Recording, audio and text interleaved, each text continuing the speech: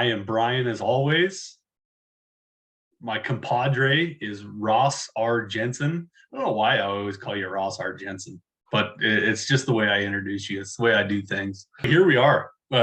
Tonight we are bringing you the top 10 Scout the Statline second baseman. Are you excited, Ross? Are you excited to hear the top 10 second baseman? Well, comparatively to our other positions, this is a pretty weak one. But there's still going to be some interesting players in here, I think, that we're going to touch on. So, yeah, sure. Yeah. Ready for it? It is kind of like a hangover coming off the outfield, especially that last one we did, the top 10 outfielders, because those were some of the best prospects that we're going to see and some of the most interesting ones. So this is shifting gears a little bit, but we do have some nuggets in here. If you want to fill that spot on your fantasy team, you got to work for it. Yep. Yeah, and it's been a rough position, at the Keystone, at the major league levels for a while. Second baseman in fantasy leagues, man, you're if you miss out on those top 5 guys, it's rough. So hopefully we can bring you something where you can get a top 5 guy before they become a top 5 guy. There might be a couple guys in here that could eke their way in there.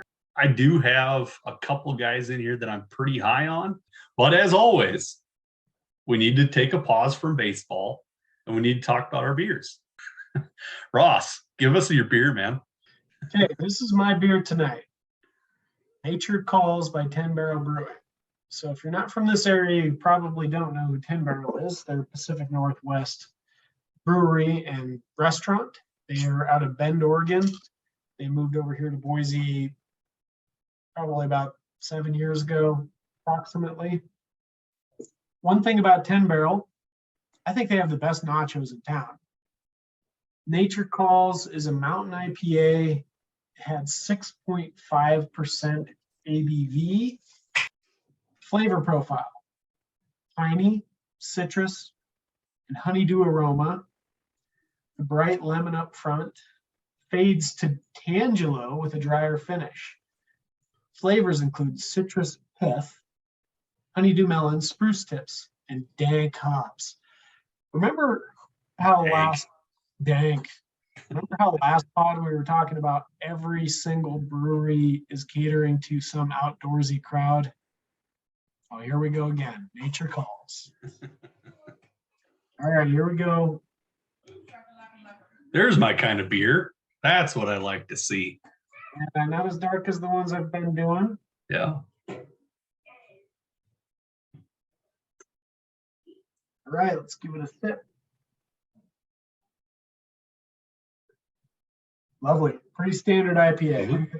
It's a good drinker for outdoors. It really is. I love a good IPA. Yeah. What do you got? Tonight, my friend, we got Uber Brew. And Uber Brew is a pretty big brewery around the Billings area up in Montana. They're kind of taking over, really. They got some great beers. And this one is brand spanking new. And this is called the Bruce. And it's a Scotch ale. And that is a great can, man. That is a good looking can. And so the Bruce Scotch Ale from Uber Brew, brewed in Billings, Montana. And what this one says, it's got a nice little introduction on it. A rich, malty Scotch ale. The Bruce earns the crown for full-bodied flavor.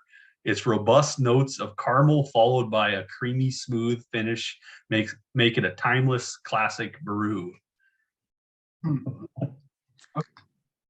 And I think this is going to be a winner. Let's see the pour.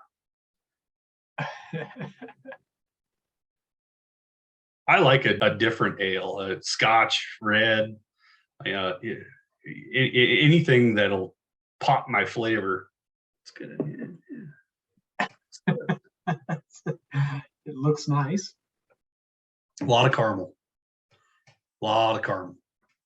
It's good. It's good. All right. It's a winner. It's a winner. Especially in this cold weather. That's really good. Nice. Yeah. All right. Let's do it. Let's jump into number 10. Are you ready, Ross? I'm ready. Let's go. The first player in our top 10 of Scout the Statline, second baseman, is going to be a gentleman by the name of Guy Rosario. He's 5'9". He's 23 years old. He's out of the Dominican Republic. In 2016, when he was signed, he joined the rookie DSL league. Great numbers. He started off with a 341 average, on base 421, slugged 470, OPS of 891, 1 home run, 21 stolen bases in 185 at bats. He did come over to the States right after that for another 29 at bats in the AZL and batted 379, 438, slugged 483, OPS 921, 29 at bats, stole another bag. 2017, he repeated the rookie ball in the Arizona League. In 206 at bats, he hit 282, slugged 355. 1 more home run. He added 33 stolen bases. He then in 2017 got a call up to full A ball. He batted 206, no home runs, had 17 more stolen bases. 296 on base percentage, 278 slugging. So everything's looking pretty. 17 in single A. That's pretty. Yeah. Really uncommon. Yeah, we got a kid playing single A ball. 2019 gets a little bit of call up to single A advanced, has 464 at bats, bats 278, on base percentage 331, slugs 412, OPS 743, has 7 home runs and another 21 stolen bases. So you're starting to see a trend here. Real fast guy, decent average, strikes out quite a bit. So we're looking at 103 strikeouts in 464 at bats in 2019.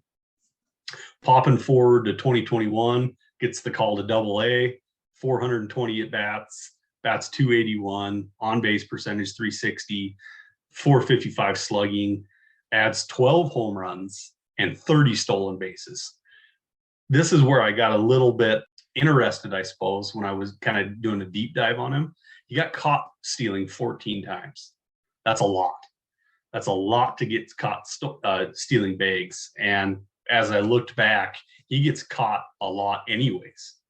It wasn't just 2021. In 2022, AAA at 23 years old, 22, 23 years old, 490 at bats, 288 average, 368 on base, 508 slugging. So he added 22 home runs and 21 stolen bags, but he got caught stealing 8 more times. He struck out 109 times, had 141 hits, walked 59 times.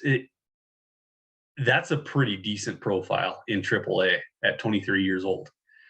I'm intrigued by that. It looks like he's controlling the strike zone really, really well. He also added 34 doubles and 4 triples. So the speed is obviously there. I'm a little confused by that caught stealing. What do you think about Guy Rosario? I think this year, I think he's a guy that the Padres were pushing very aggressively through their system. And you can see that he was pretty young when they started pushing him into some of these levels. And he was overmatched early on in his career, moving up as high as Double A in 2018, even as an 18-year-old. That's really aggressive. But I don't think he was quite ready for it. I think over the last few years, he's started growing into his level and starting to play well. So I think he's really coming into his own recently. And this year he showed growing power. And that's the thing that really catches my eye. So now if you look back at the last 3 years, I mean, his home run numbers have really been increasing. So 22 this year, 490 at-bats, as you said, 564 plate appearances.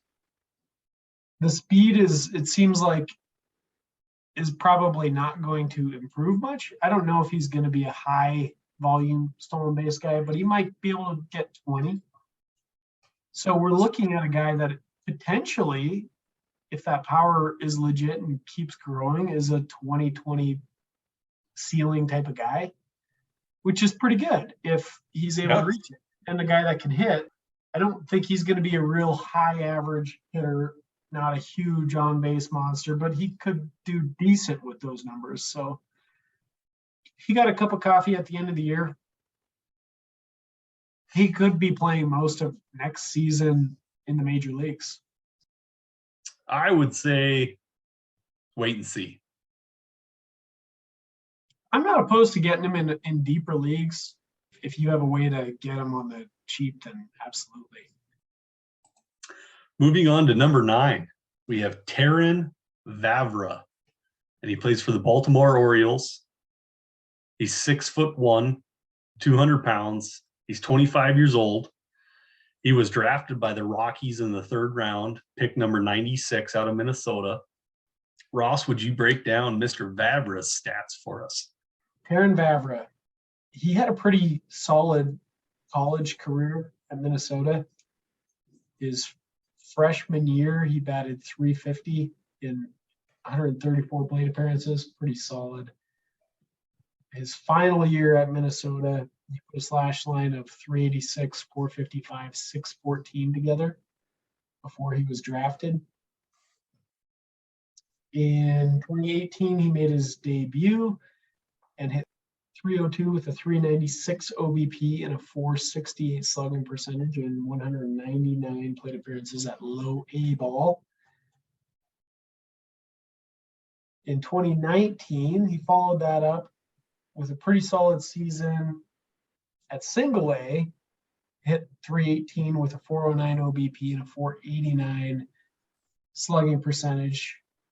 On that season, he walked as much as he struck out. Granted, he's a little older for the level at that point, but that's a pretty solid base of numbers and a pretty substantial sample size there as well. 2020 season was again lost to COVID. In 2021, he picked up in high A, and most of his season was spent at double A. Overall in the season, he hit .275 with a .406 OBP and a .449 slugging percentage. And then this year, he spent most of his time at AAA. He got a cup of coffee as well with Baltimore. Actually, pretty significant. Mm-hmm. 103 plate appearances. While he was with AAA, he had .324 with a .435 OBP and a .451 slugging percentage. A couple home runs, a handful of stolen bases, only 208 plate appearances before he was moved into the major leagues. As a major leaguer, he was decently productive as well. Kept his batting average up, didn't hit with a lot of power yet. He hasn't shown a lot of power. He strikes me as a guy that could be a good utility player for them. He might be used to fill holes. He might be a bench bat. Not entirely sure yet, but it's looking like it might be trending that direction. Yeah. So 2019, Vavra was 1,000% on my radar. As you stated, 374 at bats. He had 10 home runs. He stole 18 bags. His average was a .318. The counting stats disappeared. And I don't know really even what happened there, but yeah, in 173 at bats at AAA, he only had 2 home runs and 5 stolen bases. I am terrified that he's a quad A player, a guy that is going to mash in AAA and be a bench bat in the majors. That is exactly what I see out of him. I hope to goodness that I am wrong, because I really do like Vavra, and I have for quite a few years. It's not somebody to make your probably not somebody to build your team around by any means, but maybe he can help you out in a pinch. I agree. Taryn Vavra, everyone. Moving on to one, a second baseman that I think probably excites me more than 80% of this list. So I have him probably top 3, maybe even top 2 in my second baseman list. And his name is Thomas Sagisi. Thomas Sagisi is with the AA affiliate for the Texas Rangers. He was drafted in 2020 in the 5th round at pick 145 overall. He's out of Carlsbad, California. He played in 2021. He had 242 at bats. He batted .256, an on-base percentage of .372, a slugging percentage of .463, 10 home runs, 11 stolen bags, struck out 85 times, walked 42 times. Pretty good debut right there. In 2022, in high A, he had 380 at bats, batted .308, had an on-base percentage of .359, slugged .487, added 14 home runs and 11 stolen bags. 21 at bats, batted .381, .409 on base, slugged .857, added 1 home run and 1 stolen base.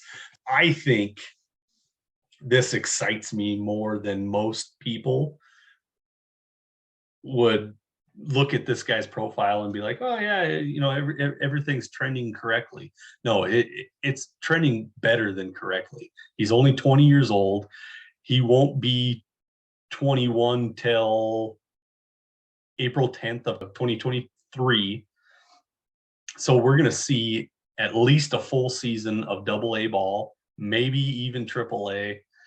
If he goes insane, maybe we can see some major league stuff. But what do you got on Thomas Sagasi, Ross? I think that was pretty good, actually. Yeah. I've noticed it seems like the Rangers are doing a really good job at developing players. Yeah. Just recently, we talked about Evan Carter when we were doing outfielders. There's Aaron Zavala that was a part of that list, but a little bit deeper as well. With Sagisi, he's looking really interesting. I agree with you 100%. Seems like he's on a very nice trend. He's a very interesting player. He's still pretty young. And yep. I mean, we're talking about this being his 20-year-old season, but he's a young 20-year-old season. Yeah. As he's still going to start the season, at least the MLB is going to start the season, you'll still be 20. Yep. So I think numbers they play up to me. And most of the season he spent at high A. Aggregate on the season had an 868 OPS, very solid, hit for power, stole the occasional bag. I don't think that's going to be a big part of his game. The numbers look really nice. Yeah. I'm interested in him. And I think he's going to have, I think you're right on the money. He's more interesting than a lot of the guys that we're going to talk about today. Yeah. If I were to rank him, I'd probably put him in the top. He'd be in the top 5. Yeah, I think he's going to be really fun to watch in 2023, especially a full season of AA ball. But you're right. You're right. The Rangers have started to climb into that zone that I'm going to be looking at all their prospects. The Rays are obviously, the Rays are number 1 that I want to look at their prospects. The Padres are probably number 2 that I want to look at their prospects. And the Rangers are starting to sneak in there of, I really want to start watching these guys because I think they have an eye for what I like and what Scout the Statline likes. But yeah, Thomas Sagisi, this is, for me, this is a big go get him right now before an explosion happens. And I think he's a hidden talent that nobody even knows his name. and you can get him for cheap right now, and it's going to be fun to watch him grow. My recommendation is certainly go get Thomas Sagisi and reap the benefits from Scout the Statline. Yes.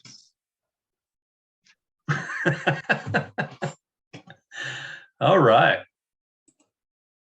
Moving on to number 7, Kyron Paris. He's a 6-footer, 180 pounds. He's 21 years old. He came out of Freedom, Oakley, California high school. He was drafted in 2019 by the Los Angeles Angels in round 2, pick number 55. Ross, what do you got on Kyron Paris? Kyron Paris, good rundown on where he came from. Came into the league in 2019. I'm going to just go ahead and gloss over that because it was only 13 plate appearances, very small sample. In 2021, as a 19-year-old, he came in across a few levels, hit 267 with a 388 OBP and a 459 slugging percentage. Those few levels was rookie level, single A, and high A. Most of his time was spent at single A.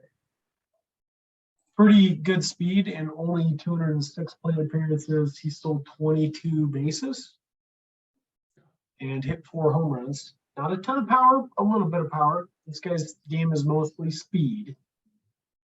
And then this year, high A and double A, most of his time at high A this season. Overall, he hit 241 with a 363 OBP, 417 slugging percentage, 33 stolen bases this year. So again, it's really about the speed with this guy. He did strike out 134 times and he hit 12 home runs. The value with him is he has okay power. It's not good power, but it's okay. And he has good speed. Yeah. Where there are problems that I see is with his hit tool and him being able to consistently put the ball in play and not strike out. He's gonna have to get on base better if he's gonna be a real threat with the stolen base numbers. Yeah. Go ahead, Brian. Yeah. Let's hear your thoughts. I see a giant flaw in why this gentleman is even sniffing the top 10 second baseman. I don't understand it.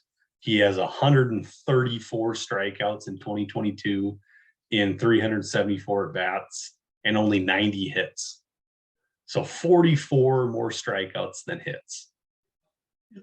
He did keep his on-base percentage up to 363, so he had 61 walks to couple those. You cannot strike out that much and be a speed guy.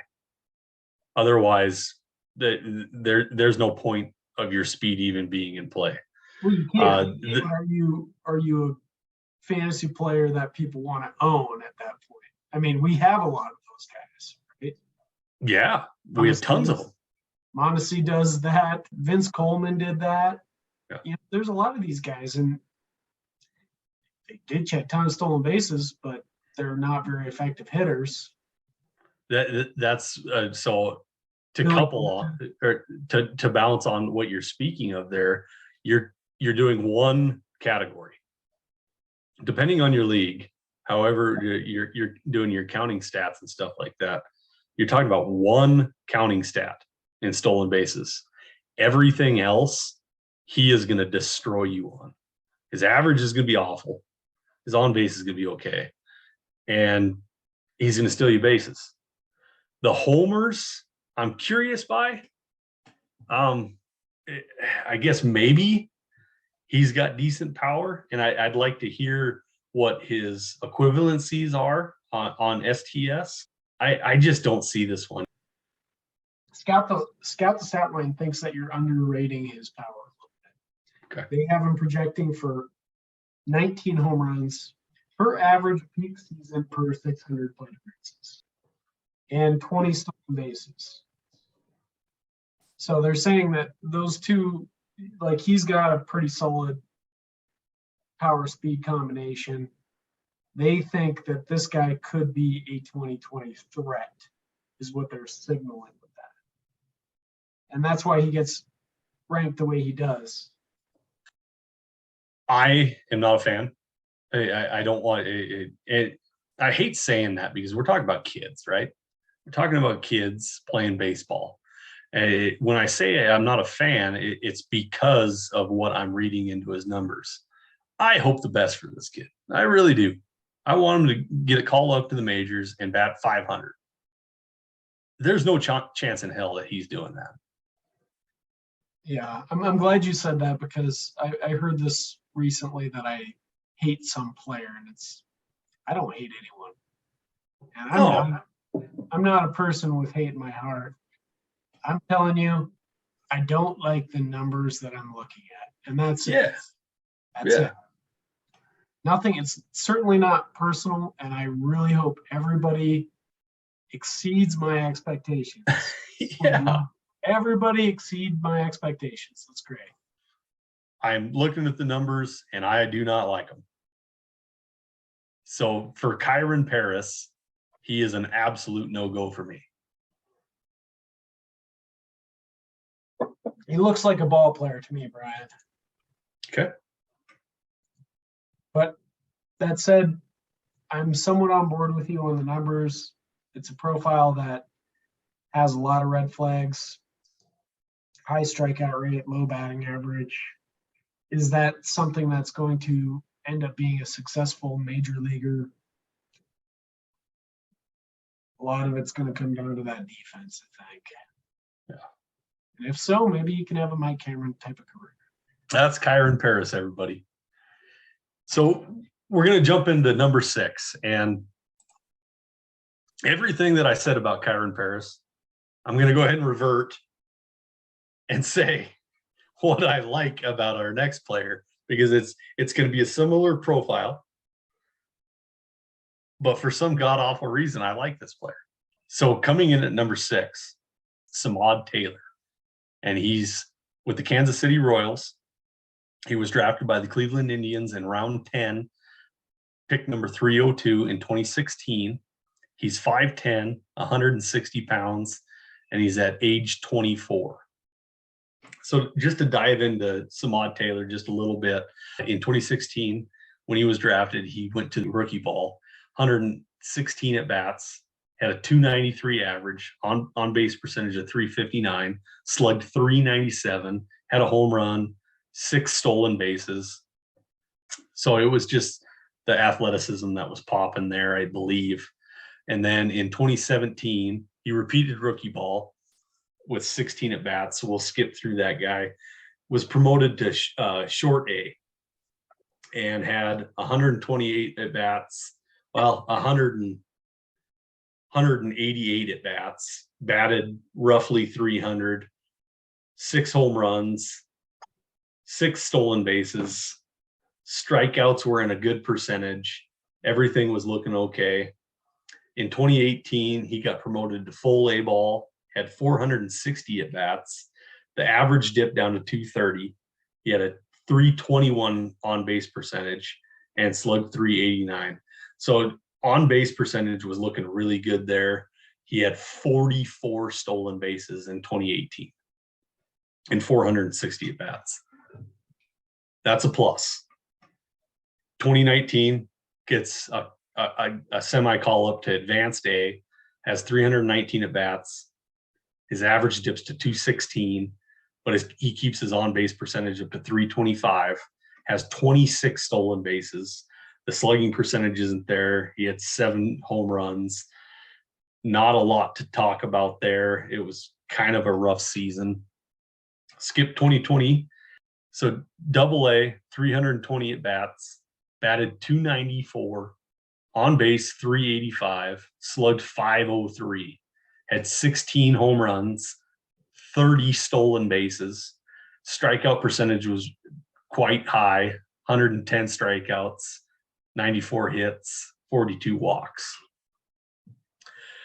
In 2022, he gets promoted to triple A, at age 23, 244 at bats, average 258, on base 337, slugged 426, added 9 home runs, and another 23 stolen bases. So what I'd like to highlight here is speed, for one. He's got speed for days. He's got a little bit of juice in the bat, but he keeps his on-base percentage at a really high rate. No matter the strikeouts, no matter the ugliness that there is a little bit in his profile, his on-base percentage stays up no matter what, which I really, really like. So overall, 1,663 at bats, his average 256, on base 341, 48 home runs, and 136 stolen bases. Overall, I think he's an athletic freak, and I like Samad Taylor. Ross, what do you have on him? Okay, Brian, if I were to quote this line in a vacuum, you know nothing else, and I say 23-year-old in AAA, batted 258 with a 337 OBP and a 426 slugging. Pretty 9 ho home hum. runs and 23 stolen bases. Do you like it? No, it's pretty ho hum. I don't like it either. Yeah. I do think Samad Taylor had a big breakout last season. He was really hot early on, and he seemed to have cooled off later on in the season.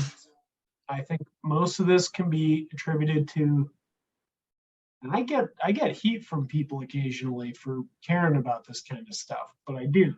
I can't help myself. It's how I'm geared. His strikeout rate. Yeah. Last year he was striking out in almost 30% of his plate appearances. It's really hard to continue to show that you are this great skilled player over time when people start realizing I just throw pitches outside of the zone and this guy will swing at it. You know, next thing you know, batting average starts plummeting. The guy is no longer as effective as he once was because he was on fire. He really was. He's got the skills. You're right. He's got the skills. He's got speed. I don't know that I trust the bat to translate to the major league level of effectiveness. That's kind of where I'm at with him. Yeah, and I don't disagree. But every now and again, I think I find a player that has all the tools, hasn't quite put it all together, and I kind of fall in love. And I would say Samad Taylor probably falls into that zone. Personal comp, and this would be his ceiling. He screams Tim Anderson to me. Tim Anderson, his strikeout rate at the MLB level is in the lower 20 percentile. So if Samad Taylor can reach that, if he can be a guy that's striking out 21, 22% of the time instead of 30% of the time, 29, 30%, and it's going to be harder as he gets into the MLB, right? Like right, that's what he's doing at AAA. If he can get that down to that 22%, he can be an everyday starter. He will be an everyday starter. Samad Taylor, if you're listening to this, figure out how to cut down your strikes to 22%. Somewhere in the lower 20s, and you can be a successful major leaguer. Yeah. That's all it takes. So with all that said, I would like to recommend everybody that Samad Taylor is a wait and see. Jumping into number 5 on Scout the Statline's top 10 second baseman, we have Pedro Ramirez. He is sitting in the single A affiliate for the Chicago Cubs. He stands at 5'9", 165 pounds. He's only 18 years old. So keep that in mind as we run through Pedro Ramirez. He's 18 years old. Ross, will you bring us some of the stats on Pedro Ramirez? Yeah, Pedro Ramirez, only 5'9" and a youngster, 18 years old still. So he's a young 18. He played the season as a young 18. DSL level debut last year as a 17-year-old. He slashed 359 with a 417 OBP and a 503 slugging percentage. Despite having a 503 slugging percentage, he only had one home run. A lot of that power number came from, well, he was hitting the ball really well, 11 doubles and 7 triples. Pretty decent debut. It's DSL. So this year, stateside, as an 18-year-old, a young 18-year-old, Pedro Ramirez came over starting at the rookie level for the Cubs, and he hit 329 with a 399 OBP and a 451 slugging percentage. We're seeing some of the same thing. This is 163 plate appearances, so it's roughly a third or a fourth of the season's worth of plate appearances. Only 4 home runs now. Yeah. So extrapolate that out, we're talking maybe 15 home runs at max in 600 plate appearances, but he still slugged 541. It's a really high slugging percentage. So something to keep in mind there is he's still putting up a lot of doubles and triples using some of that speed that he's got to get around the bases. I mean, I'm really intrigued by this guy. He did go up to single A and he got about 50 more plate appearances there. That's notable for an 18-year-old. I don't want to dive too deeply into the statistics because it was a pretty small sample. He hit 268, didn't show much power. But I think it's a promising start to his career. I'm interested in it. I want to see a little bit more. Based on what we know right now, it looks like he's got a very strong bat. We're going to have to wait to see if the power develops. I don't think he's going to be much of a stolen base guy. Okay. That's what I'm seeing from him. He did steal 15 bases, though, overall in the season. I think he's got speed. I just don't think he's going to be a stolen base guy. Yeah. Yeah, lots of doubles, lots of triples. I mean, anytime you have 9 doubles and 5 triples in 146 bats, you got to have some wheels on you. So I think the power is there too. I mean, if he's getting enough launch on it to get 5 triples. I mean, we've seen it time and time again where guys that are hitting a lot of doubles, that eventually translates into home runs. Yep. And we're starting to see a little bit of growth in that. I mean, in fewer plate appearances this season, he hit more home runs than he did in the DSL. He's still 18. So growing power, I would imagine as he gets older, we're going to continue to see that growing. We're projecting a lot right now, though. Oh, yeah. Oh, yeah. Because we don't really know what's going to happen next year.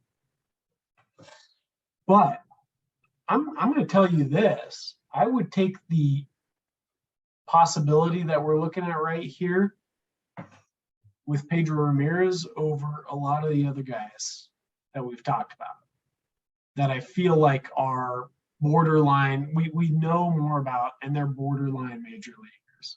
Because the possibilities here are intriguing. What's interesting about these guys, like a Pedro Ramirez, like, I don't know, the future is wide open. Yeah. His ceiling could be way higher than that, you know. And he could also just never make it past AA. Yeah. Just having no idea. Yeah. I find that possibility tantalizing. Yeah. Yeah. And I think 2023 is going to be a massive year for Pedro Ramirez. I would be like a hawk watching this guy's stats all year long. If you guys don't have him, but you're thinking about going to get him, I would just be a hawk watching his stats to see what he's doing early on in the season before a massive breakout could happen. And then, like I said, if he's in Double A at 19,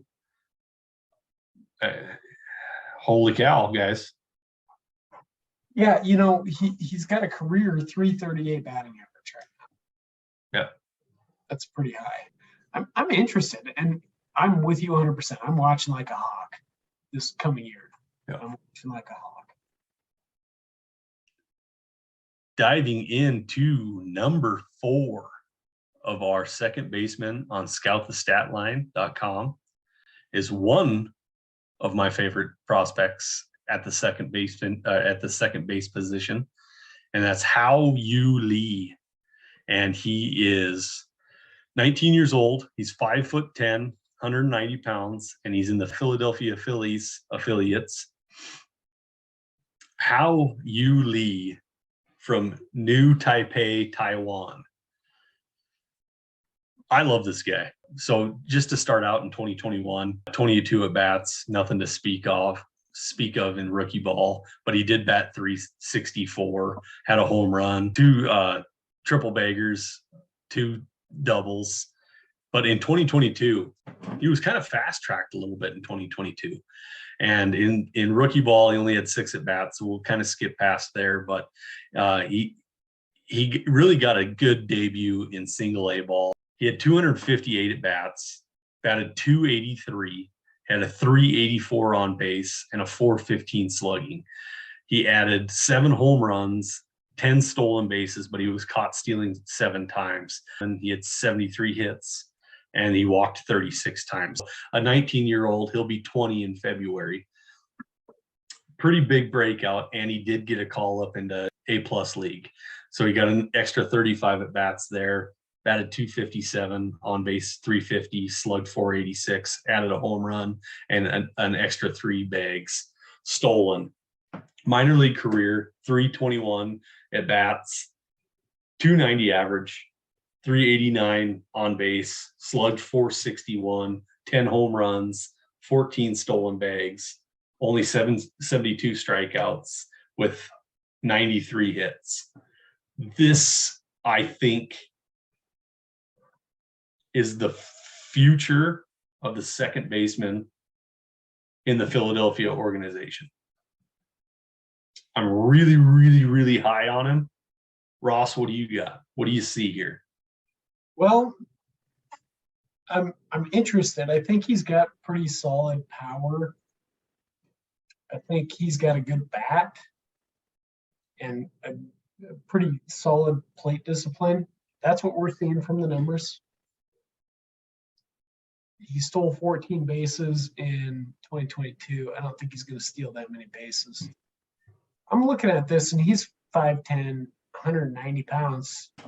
I'm shocked about that. Like he's a lot bigger than I would expect a 19-year-old kid to be.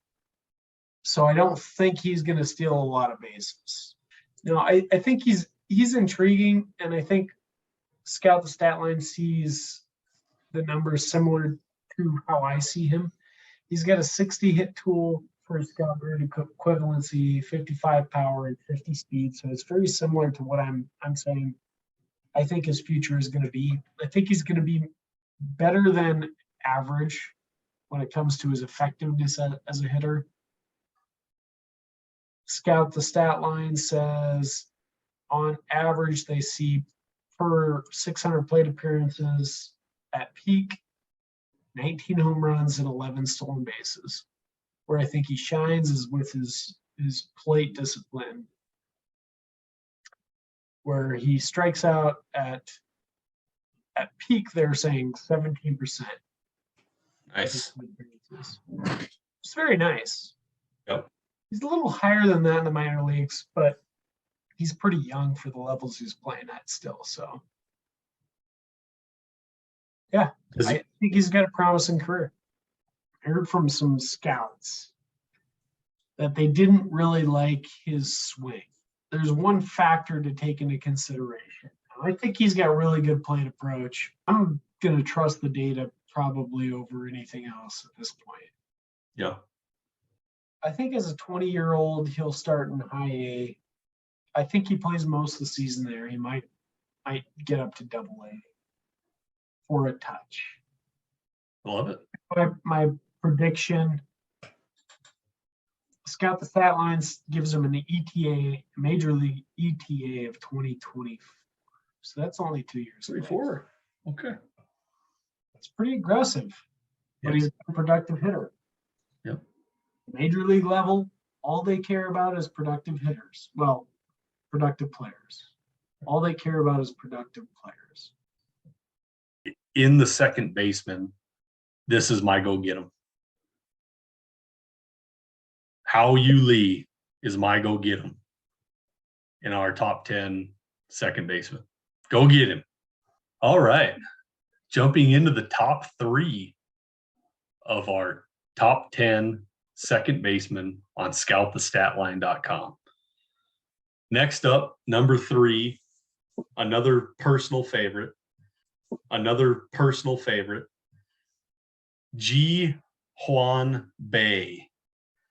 Ji Hwan Bae with the Pittsburgh Pirates, 23 years old, second baseman, standing at 6'1", 185 pounds. Ross, give us some stuff on Ji Hwan Bae. Okay. Ji Hwan Bae comes from South Korea. Notable because most of the time, Korean players will elect to go their own system, KBO, and then go through the posting system to make it to major leagues if that's an interest of theirs. But Ji Hwan Bae decided he wanted to start from the beginning of his career in the MLB system and work his way through it. So I think that's interesting in itself. And I think it says something about this guy's confidence. He believed he was going to be a major leaguer. And he wanted to go that route right from the get-go. So at 18, he came over, had an okay debut. He hit 271, no home runs, and 152 plate appearances. In 2019, as a 19-year-old, was promoted to single A and hit 323. That's where he really started showing some growth. Still no power. 323, 403 OBP, and a 430 slugging percentage. 0 home runs to this point in his career after 2 seasons. But 31 stolen bases, so pretty decent speed. Fast forward after the 2020 lost season to 2021, the Pirates promote him to Double A as a 21-year-old, even though he has 0 career home runs. And he hit 281 with a 360 OBP and a 422 slugging percentage. Finally, the home runs start appearing in the box score. In 372 plate appearances, he had 8 home runs. He stole 20 more bases.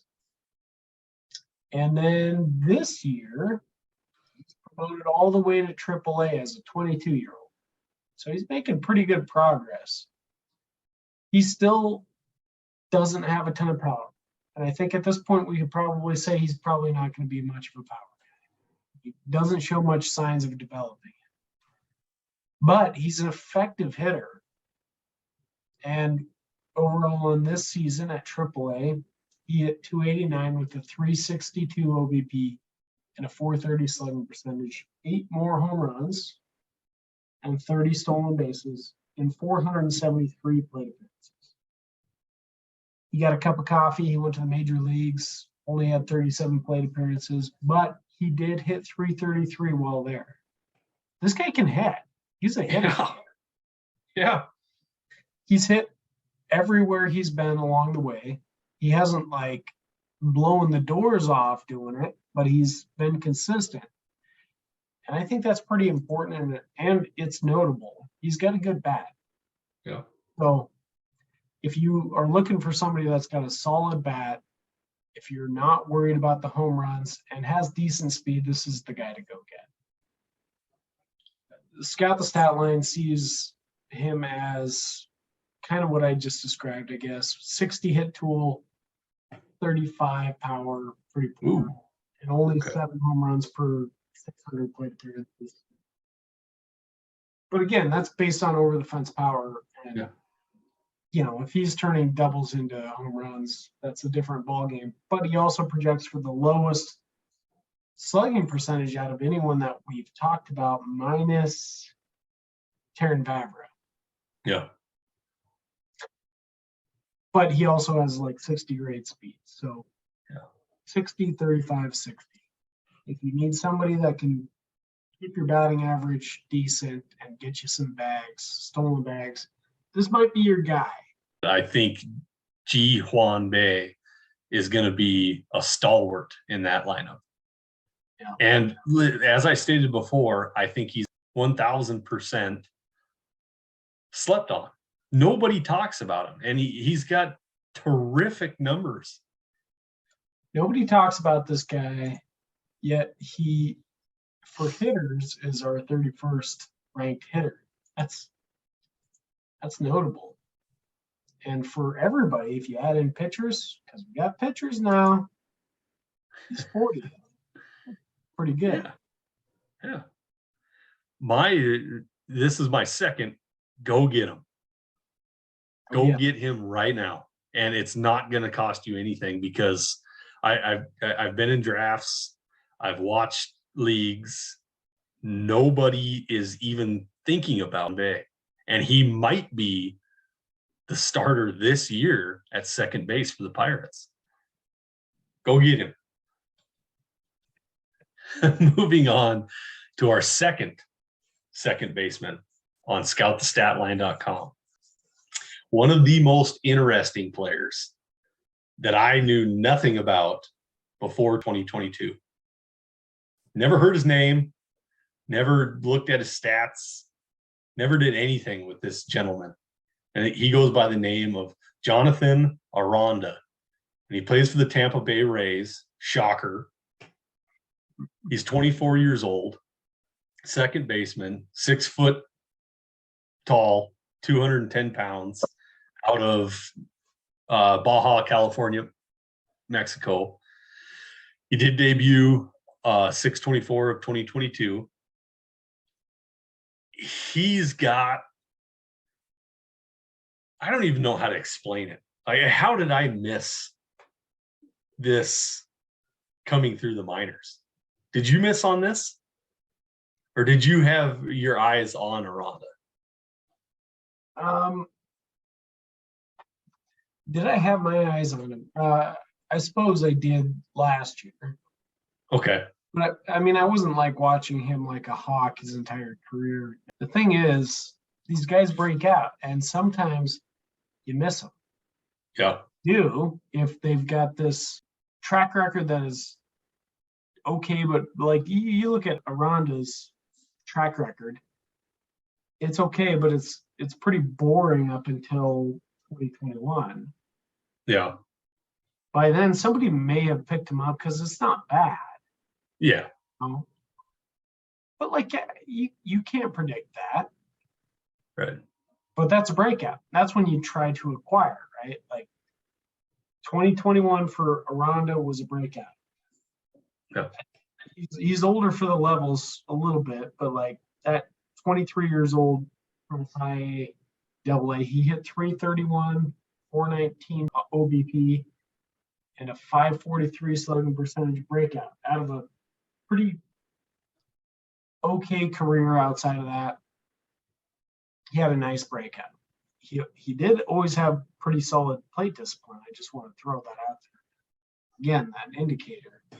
Fast forward to this season, and this year he in AAA he hit 318 with a 394 OBP and a 521 slugging percentage.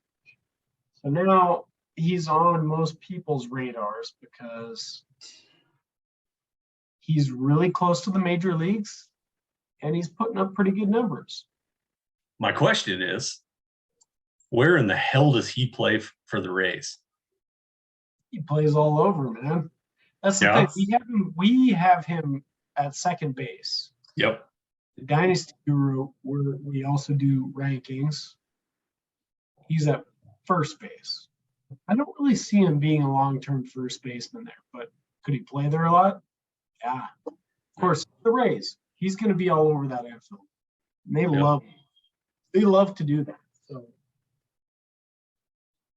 yeah, it's good. What's your thoughts on Jonathan Aranda? I like him. I don't know. I mean, I'm certainly not seeing like a star player here. I think you're looking at a typical solid raised bat that can play everywhere on the diamond.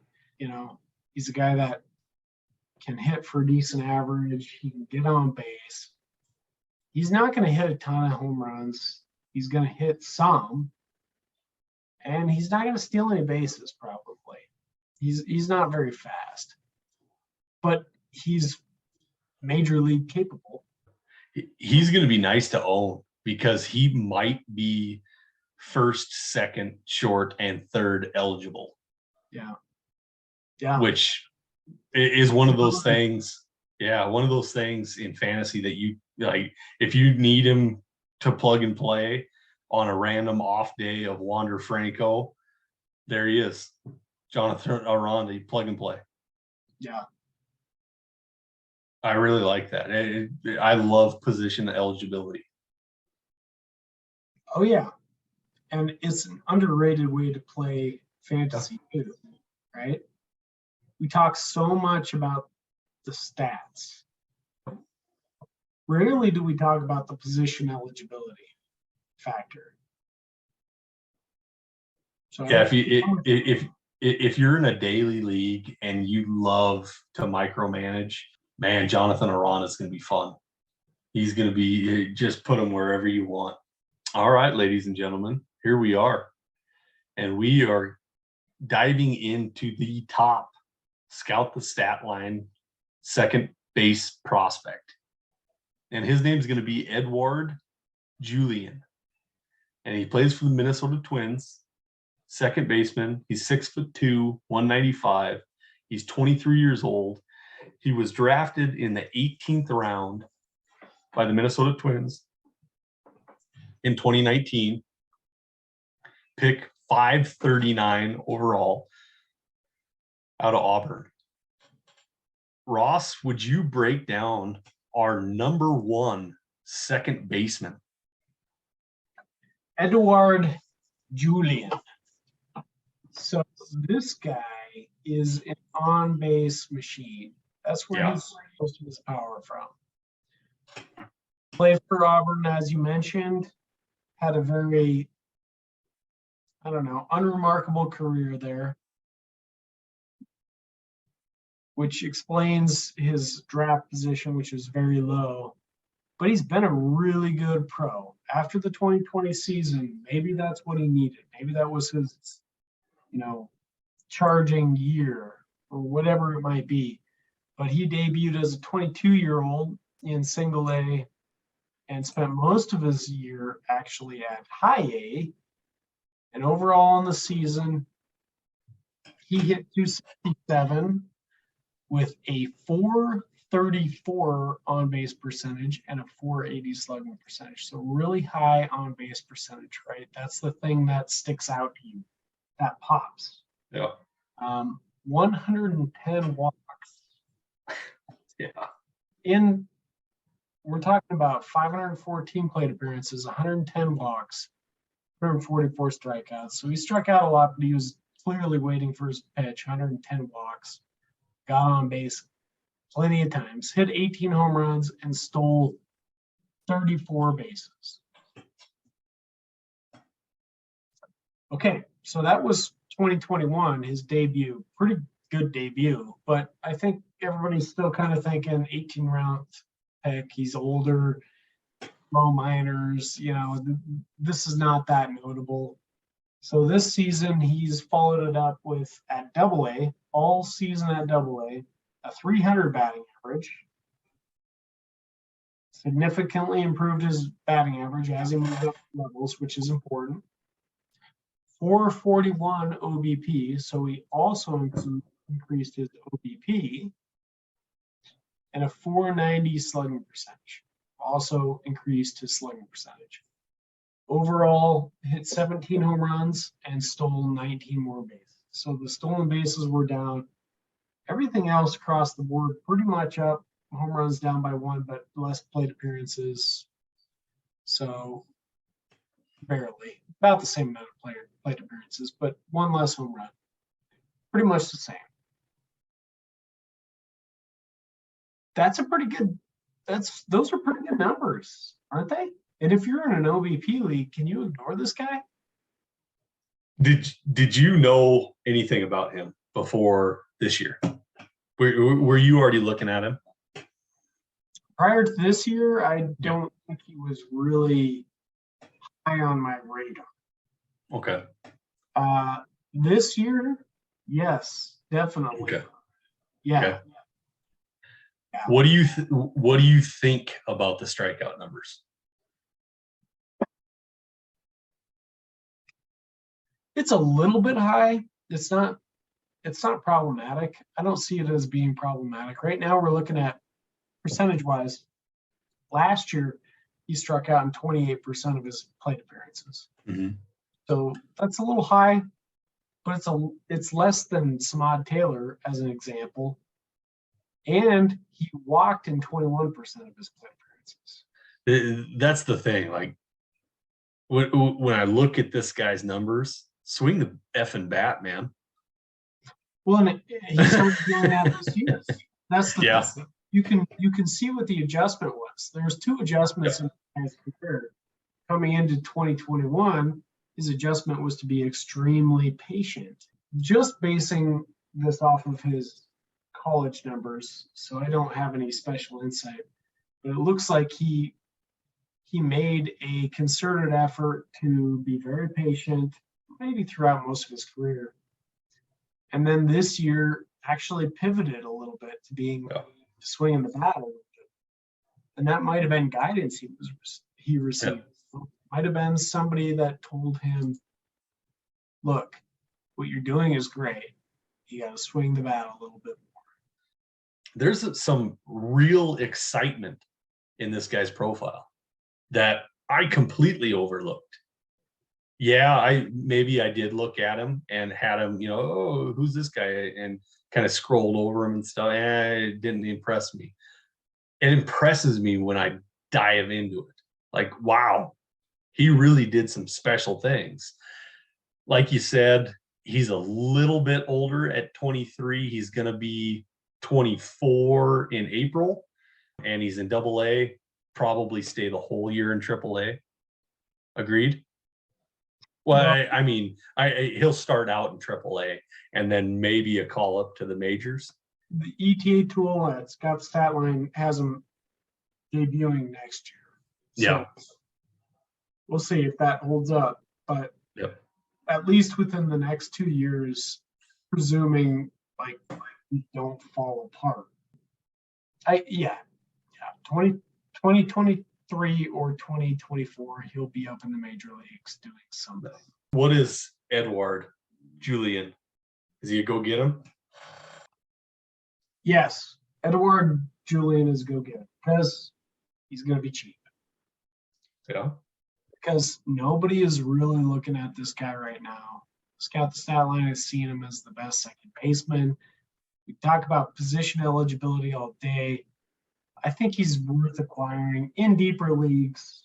I don't think you give up your guys that are better at more common positions for this guy. Prospects, stick with the guys that are most likely to make it right now, because you never really know where the position is going to shake out. But sure, if you have an open spot or if you are able to bring him into your fold, I think he's worth going to get, and I don't think it would cost that much. There it is, ladies and gentlemen. Your top 10 Scout the Statline second baseman. Merry Christmas. And Happy New Year. And Happy Holidays.